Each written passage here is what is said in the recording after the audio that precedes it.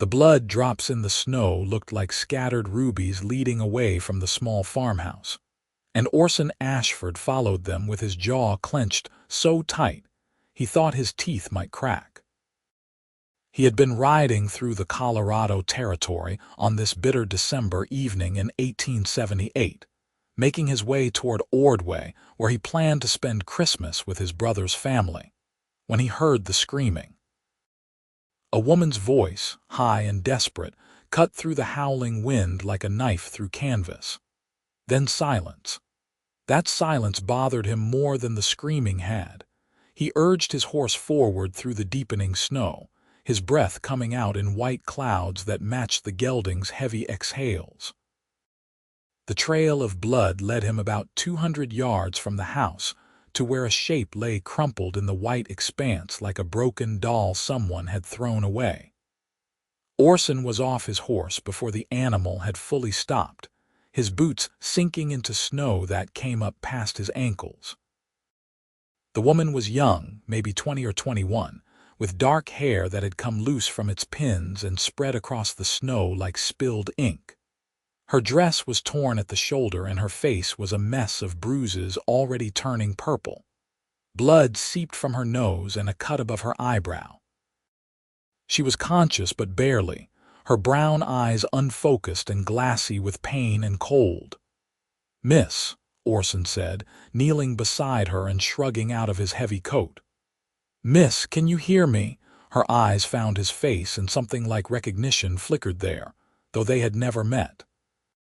Perhaps it was just the recognition that here was help, here was safety. Her lips moved but no sound came out. They were blue with cold. Orson wrapped his coat around her and gathered her up in his arms like she weighed nothing at all. She was a small thing, delicate-boned, and she felt like ice even through her dress. He could feel her shivering violently against his chest. "I have got you," he said quietly. "You are safe now." Her eyes closed, and for a moment he thought she had passed out, but then she whispered something so faint he almost missed it. "Papa." Orson looked back at the farmhouse, at the warm light glowing in the windows, and his blood turned hot despite the freezing temperature. The door had opened and a man stood silhouetted there, a big man with broad shoulders watching, just watching. "He will answer to me for this," Orson said, his voice low and hard as iron. The woman in his arms made a small sound, whether of fear or relief he could not tell. "But first I am getting you somewhere warm." He settled her on his horse, then swung up behind her, keeping one arm wrapped firmly around her waist to hold her against his chest. She slumped against him, her head falling back against his shoulder. He could feel how badly she was shaking. The ride into Ordway took nearly an hour through the snow. Orson kept talking to her the whole way, low words meant to keep her conscious, to remind her that someone was there, and she was not alone. He told her his name. He told her about his horse, a gray gelding named Smoke. He told her about the stars that were starting to appear between the clouds, and how his mother used to say that every star was a prayer someone had sent up to heaven. "What is your name?" he asked when they were maybe halfway to town. She was quiet for so long he thought she had not heard him or could not answer, but then she whispered, "Clara. Clara Lloyd." "Clara," he repeated and liked the sound of it. "That is a good name, a strong name. You hold on, Clara Lloyd, we are almost there." His brother's house sat on the eastern edge of Ordway, a neat clapboard structure with a barn out back and smoke rising cheerfully from the chimney. Orson rode right up to the front door and shouted for help. His brother Samuel came out first, followed quickly by Samuel's wife Margaret, and both of them took one look at the woman in Orson's arms and sprang into action without needing explanations. They got Clara inside and into the guest bedroom. Margaret shooed both men out while she helped Clara out of her wet, torn dress and into a warm nightgown, then tucked her under a mountain of quilts. When Margaret finally emerged, her face was grim. "That poor girl," Margaret said quietly, closing the door behind her. She has been beaten badly. Bruises all over, not just her face. Some of them are old, maybe a week or two. This was not the first time. Orson felt his hands curl into fists. Her father, he said flatly. Margaret's eyes widened. Her own father did this. She said his name when I found her. He was standing in the doorway watching when I rode away with her. Orson looked at his brother. I am going back there. Not tonight, you are not, Samuel said firmly. He was older than Orson by 5 years and had always been the sensible one, the one who thought before he acted. It is dark and still snowing, and that girl needs you here more than she needs you getting yourself killed trying to fight her father in the middle of a blizzard. You can deal with him in the morning, in daylight, with the sheriff if need be. Orson wanted to argue, but he knew Samuel was right. He also knew that Clara might wake frightened in a strange place, and the thought of her waking alone bothered him more than he wanted to examine. I will sit with her, he said. Margaret nodded. I will bring you coffee and something to eat, and Orson, you did a good thing tonight. You probably saved her life. The hours passed slowly. Orson sat in a chair beside Clara's bed watching her sleep. She was restless, making small sounds of distress, sometimes crying out. Each time she did, Orson would lean forward and speak quietly, tell her she was safe, that she was in Ordway at a warm house with people who would not hurt her. Sometimes his words seemed to reach her and she would settle. Sometimes they did not, and she would thrash weakly under the covers, until exhaustion dragged her back under. It was near dawn when her eyes finally opened and stayed open. The room was gray with early light. She looked around in confusion until her gaze found Orson, and then something in her face relaxed. You are the man from the snow, she said. Her voice was hoarse and her split lip made talking look painful. Orson Ashford, he said. You are at my brother's house in Ordway. You are safe here. How are you feeling? Like I got trampled by a horse, Clara said, and there was a hint of wry humor in her tone that made Orson smile despite everything. She tried to sit up, winced, and let him help her prop up against the pillows Margaret had piled on the bed. How long have I been here? Since last night. It is almost morning now. Orson poured water from a pitcher on the bedside table into a cup and handed it to her. Do you remember what happened? Clara's hand shook as she took the cup. She sipped the water carefully, then cradled the cup in both hands like it might warm her. I remember everything, she said quietly. I remember too much. Orson waited. He had learned patience from working with horses, and it served him well now. Clara stared down at the water in her cup, and when she finally spoke, the words came out slowly, like each one cost her something. My mother died 2 years ago, Clara said. Fever. After she was gone, my father changed. He started drinking more. He started getting angry over little things. At first it was just yelling, but then it got worse. Yesterday I burned the bread I was making for supper and he just lost his mind. He hit me and kept hitting me, and when I tried to get away, he dragged me outside and threw me in the snow. He said I was worthless. He said I was not worth the food I ate or the space I took up. He said he wished I had died instead of my mother. Her voice broke on the last words and tears spilled down her cheeks. Orson moved without thinking, sitting on the edge of the bed and taking the cup from her trembling hands so he could hold them in his own. He is wrong, Orson said fiercely. Clara, look at me. He is wrong about all of it. You are not worthless. What he did to you is evil and there is no excuse for it, not grief, not drink, nothing. Do you understand me? Clara looked up at him with those dark eyes swimming with tears and nodded slowly. I have nowhere to go, she whispered. I have no family except him. I have no money. I do not know what to do. You are going to stay right here until you heal, Orson said, and then we are going to figure out what comes next, but first I am going to have a talk with your father. Fear flashed across Clara's face. "No, please, he will kill you. When he gets angry, he does not think straight, and he is so strong." "So am I," Orson said. "And unlike him, I do not pick fights with people who cannot fight back. You let me worry about your father. You just focus on getting better." After Clara had eaten some breakfast that Margaret brought up, after Margaret had checked her injuries and applied salve to the worst of the bruises, Orson rode out toward the Lloyd farmhouse with Samuel beside him and Sheriff Tom Brennan behind them. The snow had stopped during the night, and the morning was clear and brutally cold, the kind of cold that made your lungs ache with each breath. They found Daniel Lloyd in his barn, mucking out stalls like it was any other morning. He was a big man, as Orson had noted the night before, with the thick arms and broad back of someone who had done hard physical labor his whole life.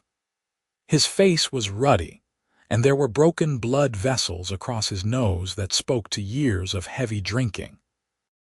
"Daniel Lloyd," Sheriff Brennan said, and his voice carried the weight of authority. "I am here about what you did to your daughter." Lloyd looked up, and Orson saw no remorse in his face, only irritation at being interrupted. "That is family business," Lloyd said. "No concern of the law." "When you beat a woman unconscious and leave her in the snow to die, it becomes my concern," Brennan said coldly. "Not to mention the concern of any decent human being." "She is my daughter," Lloyd said, as if that explained everything. "I will discipline her as I see fit." That was when Orson stepped forward. He had promised himself on the ride over that he would stay calm, that he would let the sheriff handle this, but seeing Lloyd standing there with that arrogant look on his face and no trace of regret made something snap inside him. "You are going to answer to me for what you did," Orson said, his voice dangerously quiet. Lloyd looked him up and down dismissively. "Who the hell are you?" "I am the man who found your daughter dying in the snow. I am the man who is going to make sure you never lay a hand on her again." Lloyd laughed, actually laughed. "You going to stop me, boy? You and whose army?" Orson did not answer with words. He answered with his fists. He crossed the space between them in 2 strides and hit Lloyd square in the jaw, putting all his weight and all his anger behind the punch. Lloyd staggered back, surprised, and then came at Orson with a roar of rage.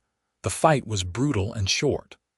Lloyd might have been big, but Orson was younger and faster, and more importantly, he was fighting for someone other than himself. Every time he thought about Clara's broken face, about her crying out in her sleep, about the fear in her eyes when she begged him not to come here, his fists flew harder. He broke Lloyd's nose with one punch and cracked 2 of his ribs with another. When Lloyd finally went down in the dirt and blood and did not get up, Orson stood over him breathing hard. "If you ever come near her again," Orson said, his voice shaking with barely controlled fury, "if you ever even speak her name, I will not stop until you are in the ground." "Do you understand me?" Lloyd groaned something that might have been agreement. Sheriff Brennan stepped forward, iron shackles in hand. "Daniel Lloyd, I am arresting you for assault," Brennan said. "And if that girl wants to press charges for what you have been doing to her, I imagine a judge will be very interested to hear about it." They took Lloyd to the small jail in Ordway. Orson spent the rest of the day at the farmhouse gathering Clara's things, what little she had. Clothes, a few books, a music box that had belonged to her mother. He found her room and it made his heart ache. It was a small space under the eaves, neat as a pin, with a quilt on the bed that she had clearly made herself from scraps. This was where she had lived, where she had tried to make a life despite everything. He packed everything carefully into a trunk and loaded it onto a wagon. When he returned to Samuel's house, Clara was sitting up in bed wearing one of Margaret's dresses that was slightly too big on her. The swelling in her face had gone down a little, but the bruises were darker now, purple and yellow and sickly green. She looked up when Orson came in, and something in her expression was different. There was a spark there that had not been present before. "Is he in jail?" Clara asked. "Yes. The sheriff arrested him." Clara closed her eyes and let out a long breath, and Orson realized she had been holding herself tense, waiting for news. "Thank you," she said softly. "I do not know how to thank you properly. You saved my life and you fought for me, and I do not even know you." Orson set down the box he was carrying and moved to sit in the chair beside her bed, the same chair he had occupied the night before. "You do not owe me thanks, Clara. What I did was what any decent person would do." "But you are the one who did it," Clara said. "You are the one who stopped. You are the one who cared." She looked down at her hands, twisting the blanket between her fingers. "My father will be furious. When he gets out of jail, he will come looking for me." "Then we will make sure you are somewhere safe," Orson said firmly. "Clara, I brought your things from the farm. Everything I could find that looked like it was yours. It is all here." Her eyes widened. "You went back there. I did not want him to destroy anything that mattered to you." Clara stared at him like he was some kind of puzzle she could not figure out. "Why are you being so kind to me?" "You do not know me. I am nobody." "You are not nobody," Orson said, and he reached out to take her hand. It was an impulse, something he did without thinking, but when his fingers closed around hers it felt right. "You are Clara Lloyd, and you are brave, and you survived something that would have broken a lot of people. And I would like to get to know you better if you will let me." Color rose in Clara's cheeks, visible even under the bruises. "I would like that too," she whispered. Over the next 2 weeks, as Christmas came and went and the new year of 1879 arrived, Orson spent every day with Clara. At first they talked in her room while she healed, long conversations about everything and nothing. She told him about her childhood, about the mother she had lost, about the books she loved to read and her dream of maybe one day seeing the ocean. He told her about growing up in Missouri, about learning to break horses from his father, about the years he had spent drifting west working on ranches and cattle drives, looking for something he had not been able to name until now. When she was strong enough to leave the bed, they moved their conversations to the parlor. Margaret and Samuel gave them privacy, seeming to understand that something was growing between Orson and Clara that needed space to breathe. They sat by the fire and Clara taught Orson how to play chess with a set that had belonged to Samuel's father.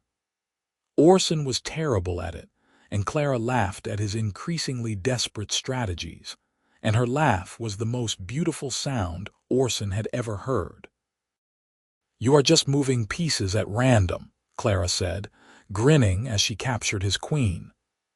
"I am employing advanced tactics you do not understand," Orson said with mock dignity, which only made her laugh harder.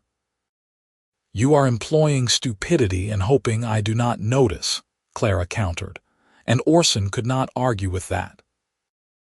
On a clear afternoon in early January, when the bruises on Clara's face had faded to pale yellow smudges, and the cut above her eye was healing clean, Orson took her for a walk through Ordway.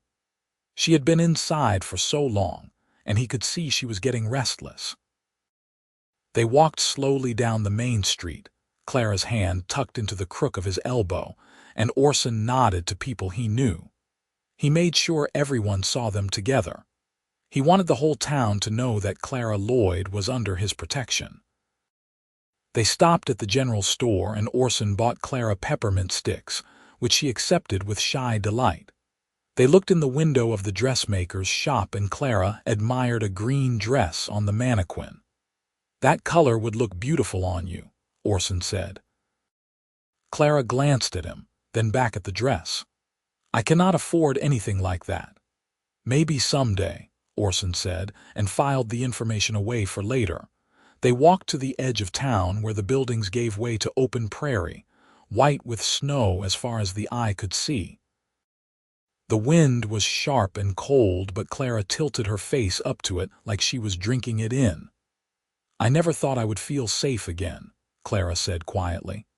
"After my mother died and my father started drinking, I felt like I was trapped, like I was just waiting for something terrible to happen. And then it did happen, and it was even worse than I feared. But then you found me." "I am glad I did," Orson said.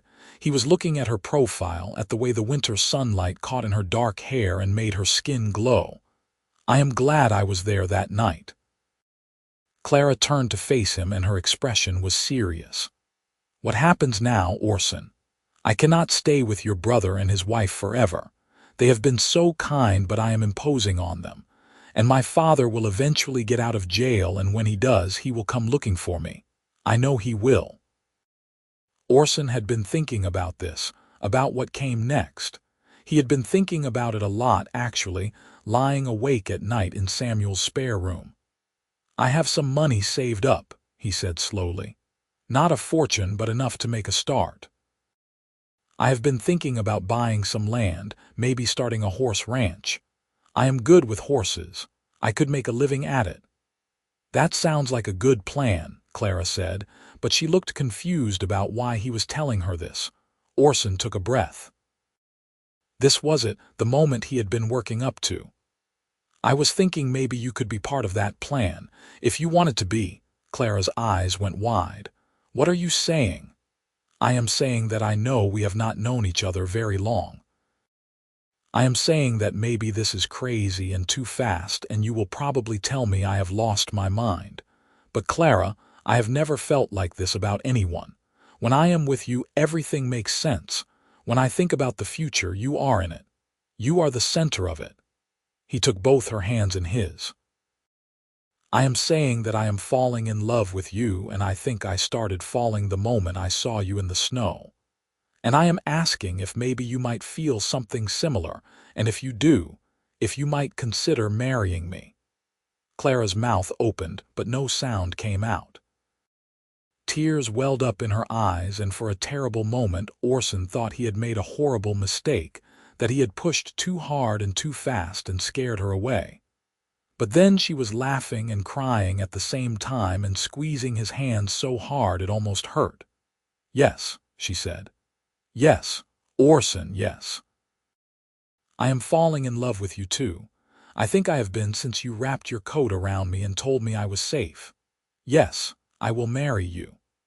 Orson let out a whoop of joy and picked Clara up and spun her around, and she shrieked with laughter. When he set her down, he kissed her, careful of her still healing lip, and she kissed him back with a sweetness that made his heart feel like it might burst. They were married 3 weeks later in a small ceremony at the church in Ordway. Margaret cried and Samuel stood as Orson's best man, and the minister pronounced them husband and wife with a smile.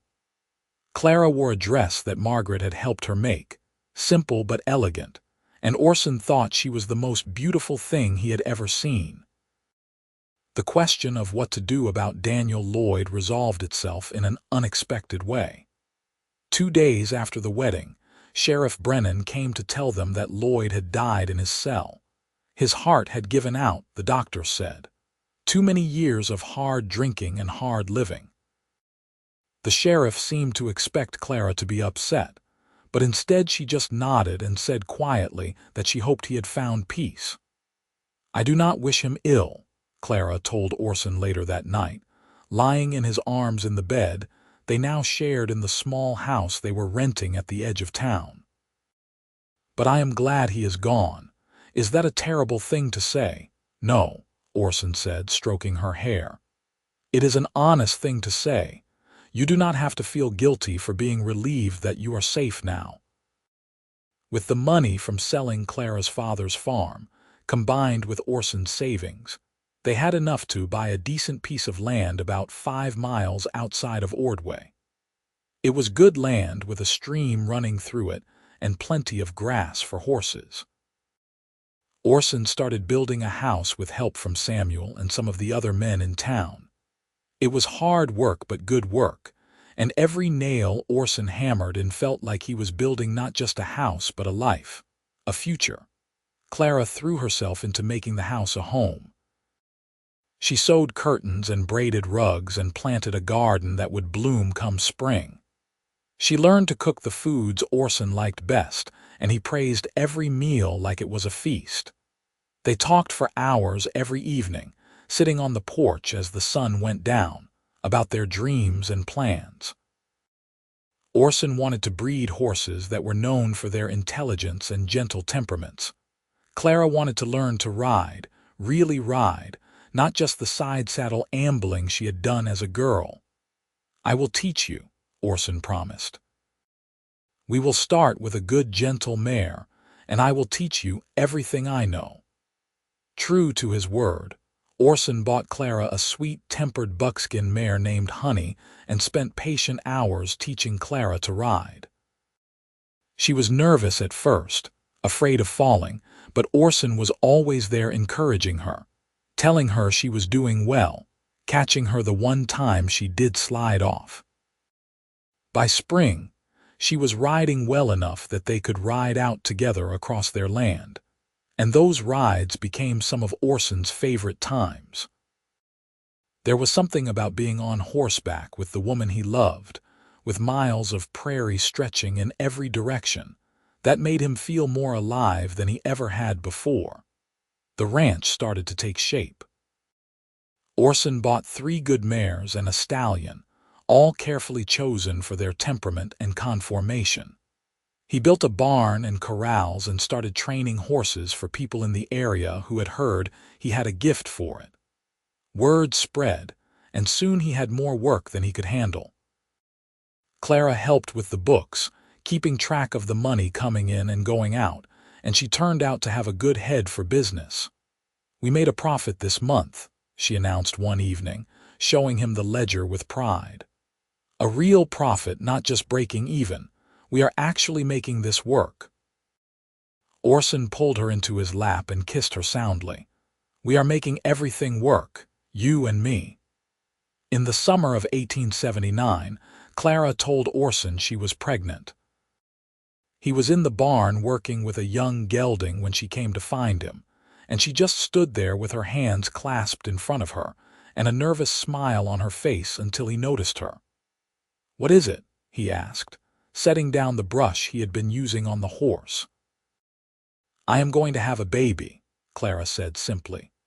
Orson stood frozen for a moment, processing the words, and then he was moving, crossing to her and picking her up and spinning her just like he had when she agreed to marry him. "We are going to have a baby," he repeated, and his voice cracked with emotion. "Clara, we are going to be parents. Are you happy?" she asked, even though the answer was written all over his face. "Happy does not begin to cover it," Orson said. He set her down gently, suddenly worried he had been too rough. "Are you all right? Should you be walking around? Do you need to sit down?" Clara laughed. "I am pregnant, not made of glass, but yes, I am all right. I am better than all right. I am happy too." They spent the rest of the day making plans, talking about names and where the baby would sleep, and how they would need to add on to the house. Orson was already mentally designing a nursery, thinking about how he could build a cradle from the good oak wood he had been saving. The pregnancy was not easy. Clara was sick for the first few months, barely able to keep food down, and Orson worried constantly. But Margaret came to visit regularly and assured them this was normal, and gradually Clara started to feel better. By fall she was glowing with health, her belly round and prominent under her dresses. One evening in late October, they sat on the porch watching the sun set in a blaze of orange and gold, and Clara took Orson's hand and placed it on her belly.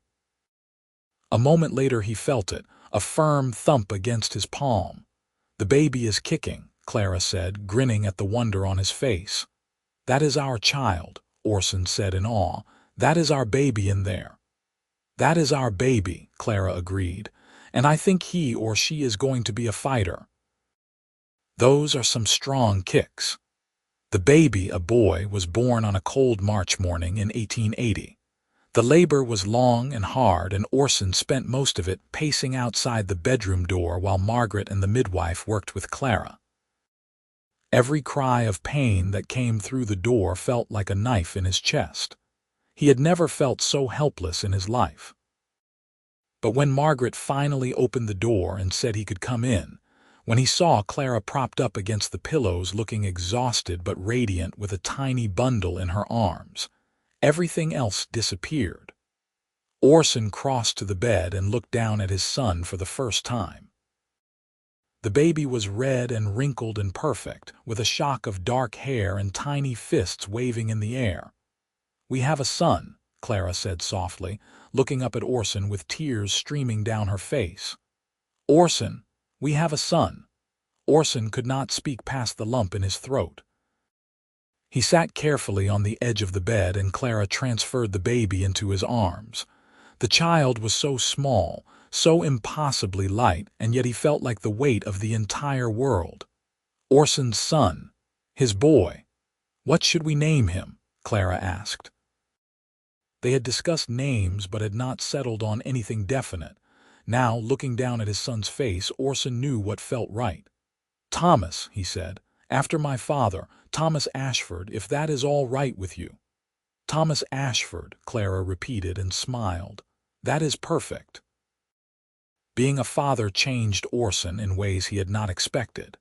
He had always been responsible, always worked hard, but now there was a new dimension to it. Every decision he made was filtered through the lens of providing for his son, of building something that would last beyond his own lifetime. He worked longer hours, took on more horses to train, saved every penny he could. The ranch prospered. By the time Thomas was walking, Orson had a reputation as the best horse trainer in the region. People came from 3 counties away to have him work with their animals. Clara was a natural mother, patient and loving even when Thomas was colicky and screaming at 3 in the morning. She sang to him, old songs her mother had sung to her, and read to him even when he was too young to understand the words. As Thomas grew, Clara taught him his letters and numbers, determined that her son would have an education. The years passed in a blur of work and family and simple happiness. Thomas grew into a sturdy boy with his mother's dark eyes and his father's stubborn streak. When he was 4, Clara became pregnant again, and in the spring of 1884 they welcomed a daughter. They named her Margaret Rose, after Samuel's wife and Clara's mother. Maggie was a sunny child from the start, always laughing, and she wrapped Orson around her little finger from the first moment she smiled at him. By 1885, the ranch was more successful than Orson had ever dared dream. They had expanded the house, adding proper bedrooms for each of the children and a big kitchen where Clara could cook and bake to her heart's content. They had 20 horses now, a mix of breeding stock and animals in training. Orson had hired 2 ranch hands to help with the work, young men from town who were good with animals and eager to learn. One evening in late summer, after the children were in bed and the ranch was quiet, Orson and Clara sat on the porch swing he had built for their 5th anniversary. Clara leaned against his shoulder and Orson had his arm around her waist, and they watched the stars come out one by one. "Do you ever think about that night?" Clara asked quietly. "The night you found me, sometimes," Orson admitted. "Not as much as I used to, but sometimes." "I think about it all the time," Clara said. "I think about how different my life would be if you had not been riding through that evening, if you had not stopped when you heard me scream. I would be dead, Orson. I would have frozen to death in that snow." "But you did not," Orson said firmly, pulling her closer. "I did stop and you are here and we have built this life together. That is what matters." "I know," Clara said, "but sometimes I still cannot quite believe how lucky I am, how we went from that terrible night to this. To a home and children and a life I actually want to live. Do you know that before I met you, I had forgotten what it felt like to be happy? I had forgotten that life could be anything other than fear and pain. You gave that back to me, Orson. You gave me everything.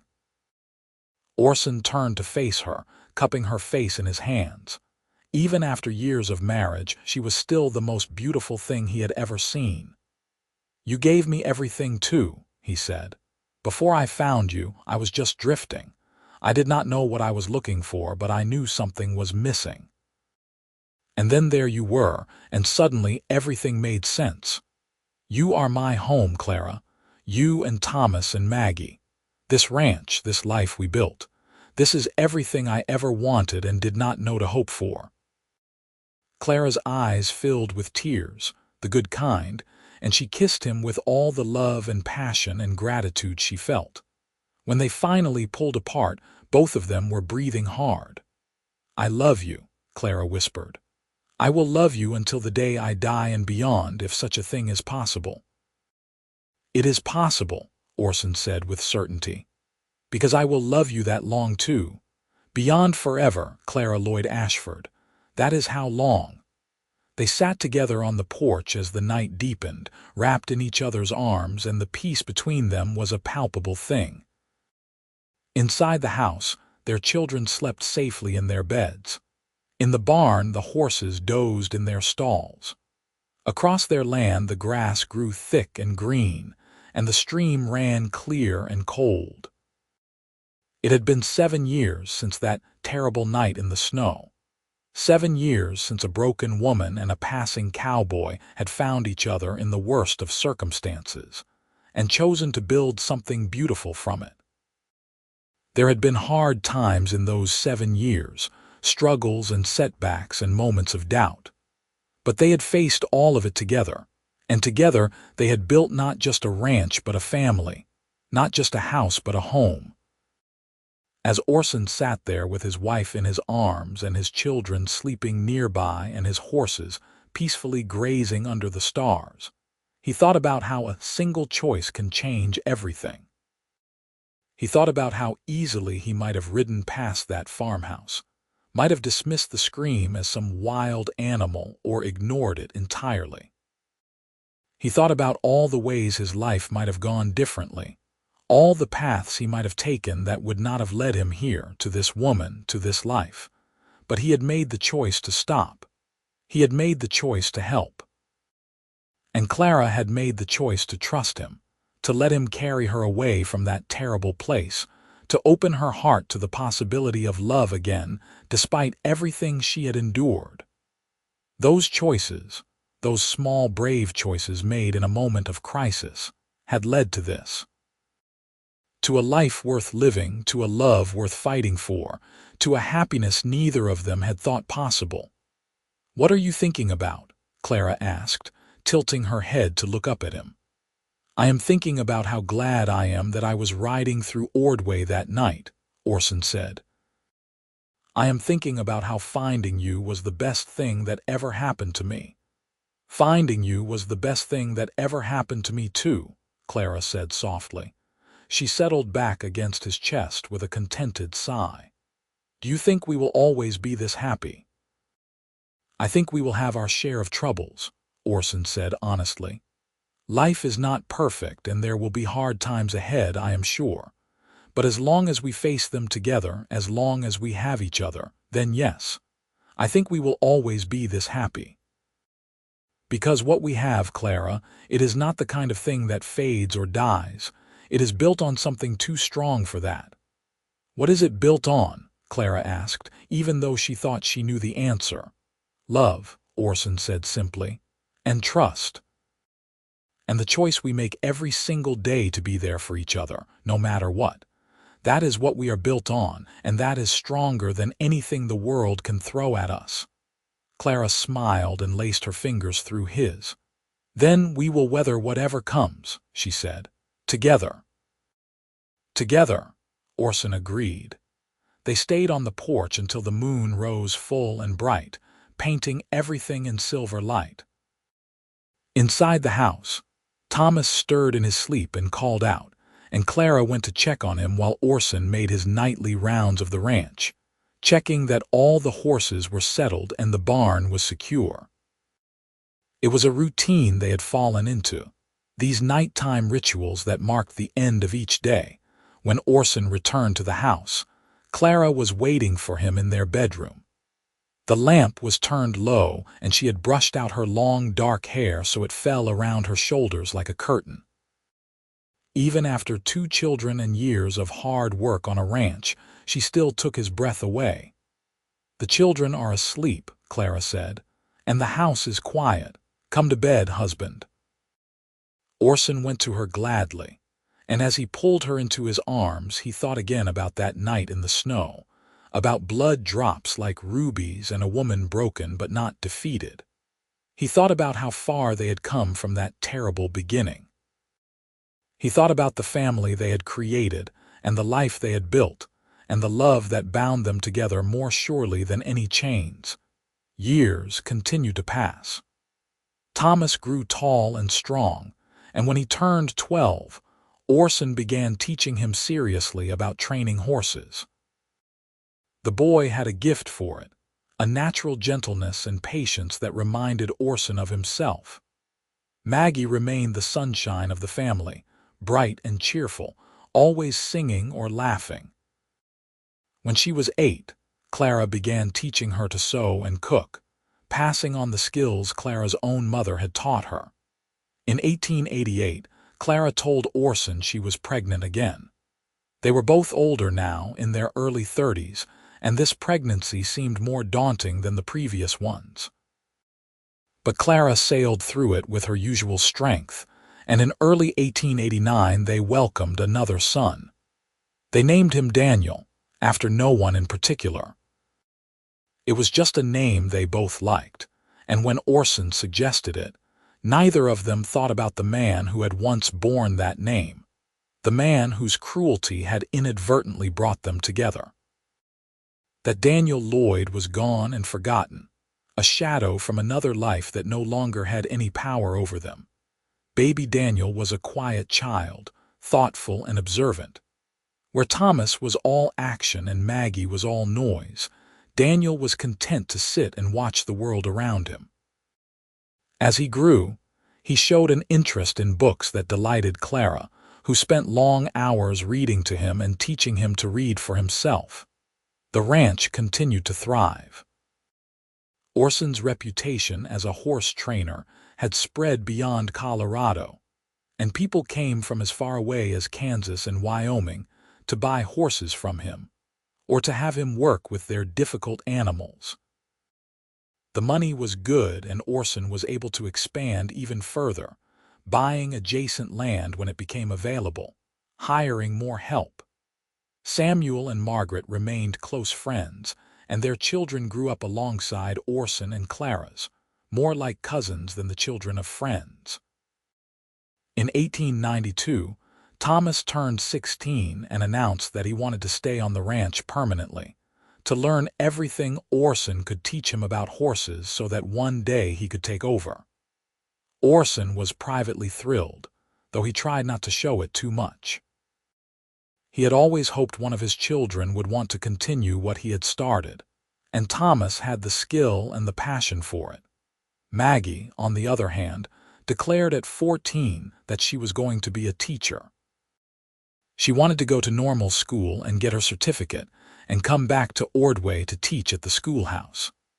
Clara supported this dream wholeheartedly, proud that her daughter wanted to make her own way in the world. Daniel, at 4 years old, was still too young to know what he wanted, but he followed his older brother everywhere and seemed fascinated by the horses. Orson suspected he would end up staying on the ranch too, but only time would tell. One afternoon in the spring of 1893, Clara and Orson took a rare day away from the ranch to ride up into the hills that bordered their property. They left the children in the care of the ranch hands and Thomas, who was now 17 and perfectly capable of managing things for a day. It was the kind of beautiful spring day that reminded you why you loved Colorado. The sky impossibly blue and the air smelling of new grass and wildflowers. They rode to a spot Orson had discovered years ago, a small meadow high in the hills with a view that stretched for miles. They dismounted and let the horses graze while they sat in the grass and enjoyed the sunshine. "We should do this more often," Clara said, leaning back on her hands and tilting her face to the sun. "Get away from the ranch, just the two of us." "We should," Orson agreed. He lay back in the grass with his hands behind his head and watched clouds drift across the sky. "Though I confess, I feel guilty leaving the children and the work." "The children are fine and the work will still be there tomorrow," Clara said. She lay down beside him, close enough that their shoulders touched. "We have earned a day to ourselves, Orson. We have worked hard for 14 years building that ranch and raising our family. One day away will not hurt anything." She was right, of course. She usually was. Orson rolled onto his side so he could look at her properly. At 34, Clara was even more beautiful than she had been at 21. There were fine lines at the corners of her eyes now and silver threads in her dark hair, but to Orson she was perfect. She was everything. "I love you," he said, because he could never say it enough.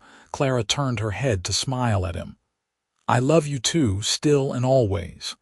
"Do you ever regret it?" Orson asked. "Any of it?" "Marrying me so quickly, tying yourself to a horse trainer who was barely more than a drifter, building a life out here in the middle of nowhere." "Not for one single second," Clara said without hesitation. She reached up to touch his face, her palm warm against his cheek. "Orson, you gave me a life when I had none. You gave me safety and love and a family and a purpose.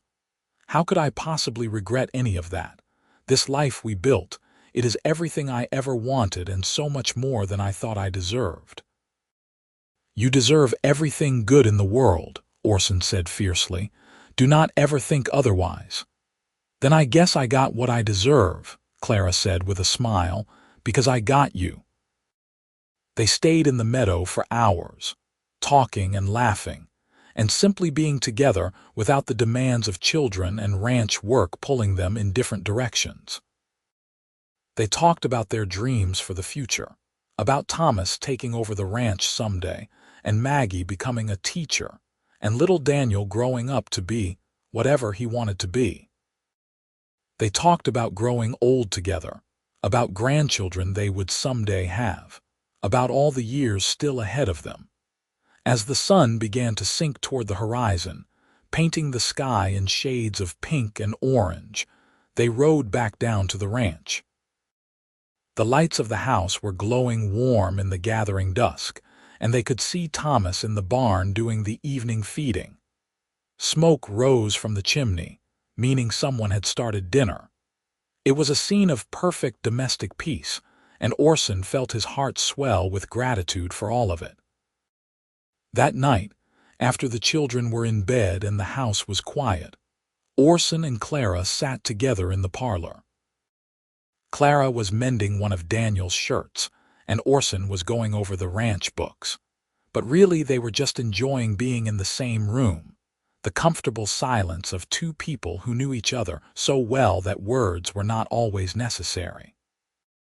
"Orson," Clara said suddenly, setting down her mending, "do you remember what you said to my father that night when you found me?" Orson looked up from the ledger. "I said a lot of things. Which part do you mean?" "You said he would answer to you for what he had done," Clara said. "Do you remember?" "I remember." Orson had never forgotten that moment, the cold fury that had filled him when he looked back at that farmhouse and saw Daniel Lloyd silhouetted in the doorway. "I was barely conscious, but I heard you," Clara said. "And even through the pain and the fear, I felt something. Hope, maybe, or relief. The sense that someone finally cared, that someone was going to protect me. Do you know how powerful that was? To know that a complete stranger cared more about my well-being than my own father did." "He was not a father," Orson said harshly. "A real father protects his children. He cherishes them. What that man did was monstrous." "I know," Clara said, "but what you did was heroic. You rode into a terrible situation and you fixed it. You saved me and you made him answer for it, and then you gave me a whole new life. How do I ever adequately thank you for that, Clara? You have thanked me every day for the past 14 years just by being here, Orson said. He crossed to where she sat and knelt beside her chair. By loving me and building this life with me and giving me a family. By being the most incredible mother to our children. By making me happier than I ever thought possible. That is all the thanks I need. Clara's eyes filled with tears. I want you to know that not a day goes by when I do not think about how lucky I am. How easily my story could have ended that night in the snow. How you changed everything. We changed everything, Orson corrected gently. Together. You were so brave, Clara. You survived years of abuse and you did not let it break you. You let yourself trust again and love again. That took more courage than anything I did. Clara leaned forward and kissed him, soft and sweet. We are quite a pair, you and I. The best pair there ever was, Orson agreed. More years passed in the pleasant rhythm of ranch life. Thomas grew into a fine young man and an excellent horseman. When he turned 21 in 1897, he married a sweet-natured girl from town named Emily, and they built a house on the edge of the ranch property. A year later, they had a baby girl, making Orson and Clara grandparents for the first time. Holding his granddaughter in his arms, Orson was overwhelmed with emotion. The tiny baby represented a future stretching beyond him, a continuation of everything he and Clara had built. Maggie finished her schooling and did indeed become a teacher. She taught at the Ordway schoolhouse and was beloved by her students. When she was 20, she married a young lawyer named William who treated her like a queen, and Orson gave her away at the wedding with tears streaming down his face. Daniel grew into a quiet, scholarly boy who surprised everyone by announcing at 15 that he wanted to go to college and study veterinary medicine. Orson and Clara saved every penny they could to send him to the State Agricultural College in Fort Collins. It was hard to let their youngest go, but they were so proud of his ambition and his desire to help animals. By 1900, Orson and Clara were in their early 40s. The ranch was well established and profitable. Their children were grown and thriving, and they had 3 grandchildren with more on the way. One evening, as they sat on the porch swing that had become their favorite spot, Clara looked over at Orson and smiled. "We did it," she said simply. "Did what?" Orson asked, though he thought he knew. "Built a life," Clara said. "A real, solid, beautiful life. From nothing, from worse than nothing, we built all of this."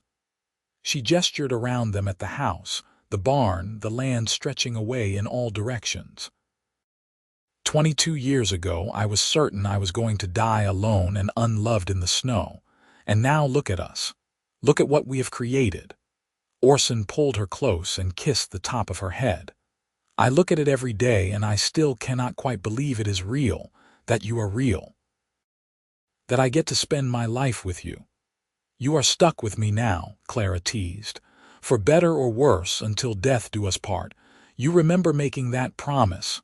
"I remember," Orson said. "Best promise I ever made." They sat together as the stars came out, as they had done countless times over the years. Inside the house, the lamps glowed warm. In the barn, the horses were settled for the night. Across the ranch, in the little house Thomas and Emily had built, their grandchildren were likely being tucked into bed. The next generation, carrying on what Orson and Clara had started. "You think they will remember?" Clara asked quietly. "Our grandchildren and their children after them. Do you think they will know how this all began?" "I think we will tell them," Orson said. "When they are old enough to understand. We will tell them about the terrible night in the snow and how we found each other. We will tell them that good things can come from bad beginnings. That love can heal even the deepest wounds. That when you find someone worth fighting for, you hold on and you do not let go. That is a good story, Clara said softly. It is our story, Orson replied. And it is not over yet. We have years left, you and I. Years to watch our grandchildren grow and maybe even meet our great-grandchildren. Years to sit on this porch and watch the seasons change. Years to love each other. Until forever, Clara said, repeating the promise they had made to each other so long ago. Until forever, Orson agreed. And as they sat there in the peaceful Colorado night, with their life's work spread out before them and their hearts full of love, both of them knew that they had found something rare and precious. They had found each other in the worst of circumstances and chosen to build something beautiful. They had turned pain into joy, fear into safety, loneliness into family. They had kept the promises they made and built a legacy that would outlast them both. The blood in the snow was long since melted away. The bruises had healed. The fear had faded. What remained was love, pure and strong and unbreakable. What remained was a life well lived, a family well loved, a home well built. What remained was everything that mattered, everything that lasted, everything that was real and true and good. And in the end, that was more than enough. That was everything,